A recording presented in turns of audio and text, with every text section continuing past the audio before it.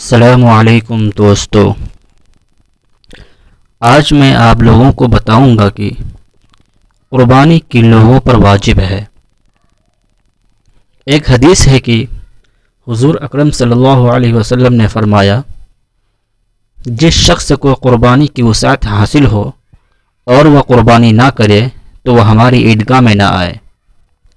حضور اکرم صلی اللہ علیہ وسلم کے اس فرمان سے واضح طور پر معلوم ہوا کہ قربانی کے لیے صاحب وسعت ہونا ضروری ہے، ساتھ ہی مسلمان، عاقل، بالغ اور مقیم ہونا بھی ضروری ہے۔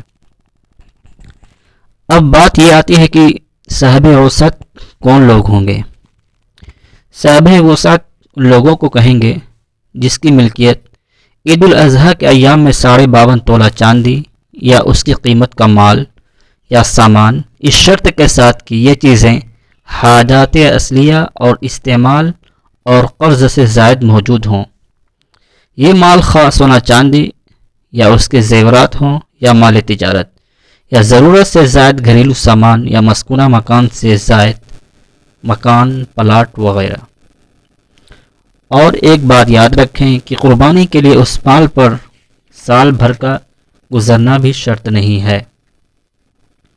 اگر کوئی شخص قربانی کے صبح بھی صاحب وسعت ہو جائے تو قربانی اس پر واجب ہو جاتی ہے۔